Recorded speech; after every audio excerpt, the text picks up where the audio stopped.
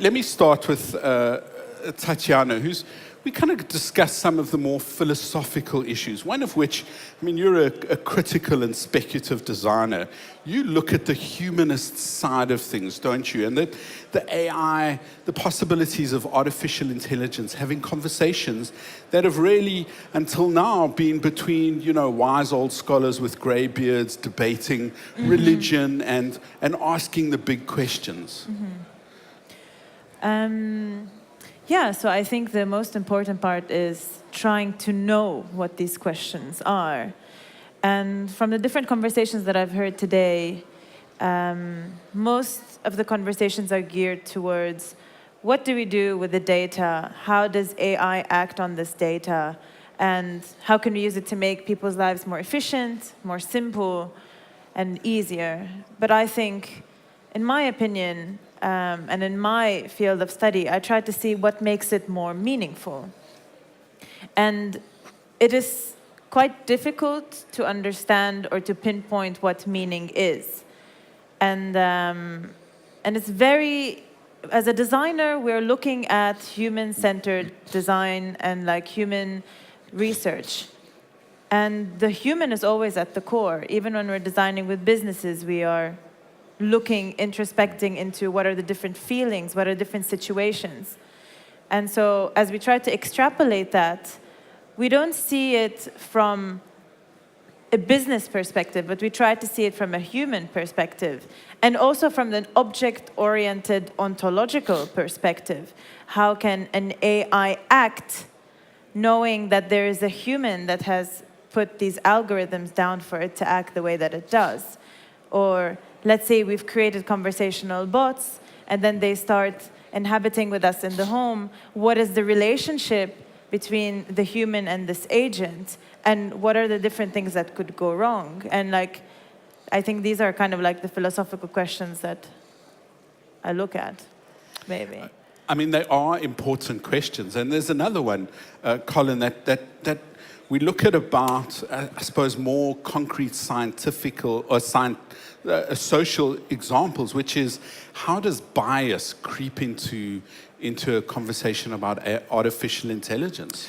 This is a very hot topic, Toby, because as we see AI being rolled out, data-based AI being rolled out for more applications across society, we've got to have a certain responsibility of how these things learn.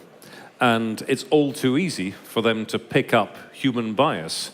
There's a wonderful book about this by Cathy O'Neill called Weapons of Math Destruction that gives lots of examples of unintended consequences of this, where you can have essentially black box algorithms making decisions that are taken as law, and through the fact that they're making nonsensical use of the data. For example, good teachers being fired in school districts in the US. You have the cases of discrimination, where, for example, people from certain races in the US courts get longer sentences because the model says so. And in that particular case, not that there was explicitly race in the data, but the data carried questions in it, or carried parameters in it, that implicitly gave a clue to the race. That was what was being based on, and so on. So there is a responsibility, I think, to bring them up properly, to educate them, and to try to make sure they don't inherit our biases as a society. I mean, I suppose that's the thing about intelligence, isn't it? I mean, I have a 2-year-old son, and I'm a bit of a late bloomer. Lots of other people are parents. I'm watching my son's consciousness come online, and it takes 13 to 15 years for the brain to grow at the full size. We are creating these artificial intelligences and expecting them to understand all of those nuances immediately, aren't we? Mm-hmm. I think there was a very good example when Microsoft created Tay. Yes. And so it started to learn from all the homophobic and racist comments, and then they had to shut it down. And I think this raises the question, like, how do you program ethics inside AI? But then we understand that you, cannot actually predict all the different ways that an AI can act for you to say, oh, this way could be ethical and this way is not ethical. But then number two is like, what is ethics? Ethics is very contextual. Something that might be ethical to me in a different culture Indeed. might be considered as non-ethical. And like, how do you integrate these cultural cues in there? Yeah. So you can create IQ, but it's very hard to create EQ. EQ. Yes, and what I'd say about that is we've actually benefited from the fact that most implementations of AI haven't been general because they're so hard to do. What people have typically done, what organizations have done, is build AI solutions to do very specific things. And Yeah. at least within those constraints, their reasoning is bound. It's when you produce more general ones and turn them loose to learn, who knows what they pick up, basically. Indeed, I mean, the great applications of AI at the moment are very narrow focused. How to learn Go, or how to diagnose, retinopathy. The diabetic retinopathy that people could go blind from. These are very narrow focus. Yes. It's when you expand what AI does that it becomes problematic, doesn't it? I guess so. It's like if AI has a goal to attain, let's say the goal of the AI is to catch a cube, let's say, and then it cannot attain this goal, it has to find a different way to do it. And so what is the different route it takes? And how do you program that? And like, what kind of questions do you ask about that? And this is not actually new. It's not that we've suddenly hit a limit where AI is becoming smart enough it can do this. If you go back into some of the very early AI research, there was a system called Eurisco by a researcher called Doug Lennett, which basically learned its own parameters for doing tasks. You set it problems, it worked out how to solve them. And he took it into tournaments on wargaming. Okay. And it not only did it learn it, it played in a totally non-human way and wiped out the opposition. 2 years running, finally he was told, you're banned or we're going to cancel the competition. But my point is that, if anyone is worrying, could AI decide that humans are a nuisance and do something about it? They've proved they could in theory, at least. Yes. I don't see Arnold Schwarzenegger anywhere in the back of the hall, so I think we're safe for the now. moment. All those people For who now. call their Wi-Fi hotspots at home Skynet, we're looking at you. I mean, there's another interesting grey area that's much more in focus right now, given what's happened with GDPR. But that's permissions to use data. And once an IoT system is using data, there's a different consequence, isn't there? Because that data about the device is very easily the data about the person. And that, in fact, a conference like this makes me think about that, because a lot of what our company does, working with IoT-type data, is about big industrial equipment. So it's heavily depersonalized. And I have actually remember saying to some of our customers, at least machines don't worry about GDPR. But it's when you get to the consumer level devices, when you learn about how this device operates and how it's being used, what you're really seeing is the person. So GDPR legislation certainly protects people from, spurious marketing and spam and things like that, and having to give permissions. But what I'm not sure in the IoT space is have people thought this through enough for just device usage and the data that's generated. And I guess many potential users of that err on the side of caution, but I don't know the state of the legislation. Who does? Well, quite. Well, the New York Times at the end of last year broke a very interesting story. I'm sure most people have read it, about how anonymous usage data from apps could actually be used to pinpoint real people, because there's only one person living at that house who drives that route, who stops at that coffee shop. So all of a sudden, it's more than just the IoT. It's the cell phones in our pockets. It is everything that could potentially point to us.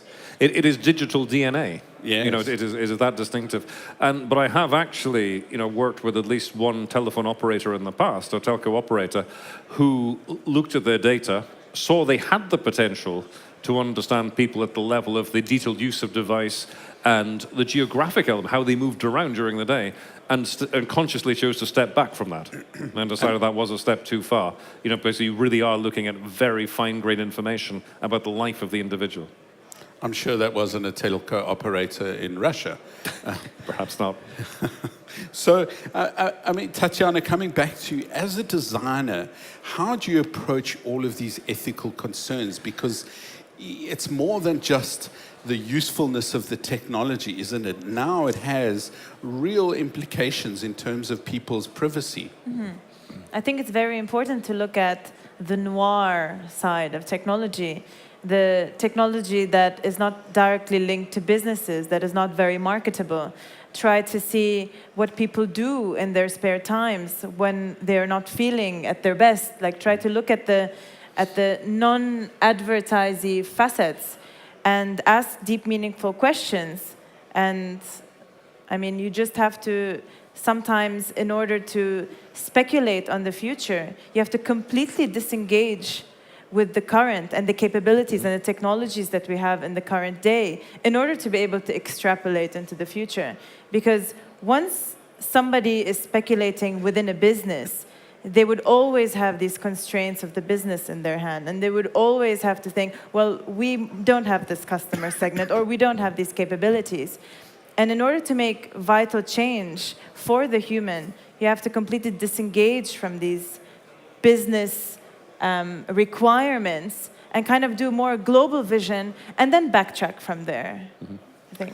I mean, this is a much more different way to doing business that would have been considered 5 years ago or 10 years ago, Colin. I mean, this is... I think so, it is. And it is transformational in many areas.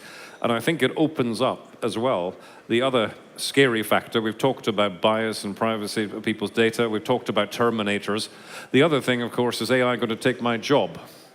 And there's a very interesting book, came out of Harvard Business Review last year, Human and Machine, Redefining Work in the Age of Artificial Intelligence. And off the top of my head, I can't remember the authors' names, but you can look that up. But what the point that they're making in there is that there are some jobs that indeed will be completely automated by AI.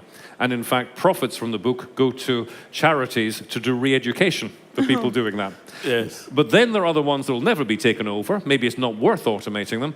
But what they say, the real opportunity for AI is where it meets in the middle. Yes. It's where the human and the AI augment each other, where the humans help the AI to learn well, and the AI then does its job at scale or whatever, and feeds back to the, gives the end user where they should focus their expertise. Yeah. So it effectively gives them, as they put it, superhuman powers. And I think that is something we need to look at. I was talking about, predictive maintenance. And it's not just the case of the guy in the boiler suit who goes around hitting things with a spanner and listening to the noise anymore. Now, maybe AI can do a better job of predicting where he should be looking and where he should be tapping, but won't necessarily put him out of a job. It can enable him to scale and be more effective as well. And that's something always to bear in mind. Indeed, because it's that very human quality of intuition. Yeah. The ability to short-circuit the data and see a pattern in it, right? That makes artists paint, that makes poets write about human emotion, it makes designers do things that make people go, it touches you, right? That's the human, the essence of the human spirit. The ability to see those patterns and communicate them. Very true. And I was reading a passage from Homo Deus, the bestseller, the person Yuval Noah Harari. Yeah. And there is one section that is very interesting where he says that if we want to look at how AI might treat us, we have to look at how we treat species of lower intelligence. Yes. So he was looking at like how we treat our cattle and how we treat our pigs, and like how if we have these organized systems that and we have like this not objective, we have the objective, subjective, and transcendental reality, and we can organize the systems, and we are treating our animals this way. How is this going to influence how AI treats us in the future? And so I think that brings back into your notion of how we should be kind of like completing this together rather than from... Yes. And how all of us should become vegans. My wife's a vegan. Please let her know that I said that on stage. Someone quickly tweet it. Thank you. Yeah. But it's a fundamental dilemma, isn't it? Because we're afraid of AI, but we never look at our own dirty linen, don't we? We have excuses. We're fallible. It shouldn't be, I suppose. But what you were saying as well about what distinguishes humans, obviously creativity is another angle. And we're beginning to see a lot of experimentation going on with AI being creative. In my days with IBM, whenever I was asked that question, I referred them to Watson being used to learn how to create recipes. So an AI system allowed to go back to basics and chemical reactions between different foodstuffs and so on, and come up with recipes. And we let it cater a set of events that we were running, where it created cocktails, which were slightly strange but quite strong, and lots of dishes as well. But the one that I remember was actually a negative example. It produced this wonderful dessert with custard in it, and it tasted of bacon. And obviously it had learned somewhere that egg and bacon are flavors that go well together, so it decided to add bacon to this custard. So the AIs are slightly, don't know as well as we do yet, I think, for that. Well, listen, Pretty creative. You can buy bacon-flavored lipstick. I mean, lip eyes, by the way. Thank you very much, both of you. Thank That's you. been a very interesting conversation. And of course, it is a debate that we're going to be having for years to come, the intersection between artificial intelligence, human intelligence, EQ, and how not to make bacon-flavored desserts. Thank you very much. Thank you. Thank you.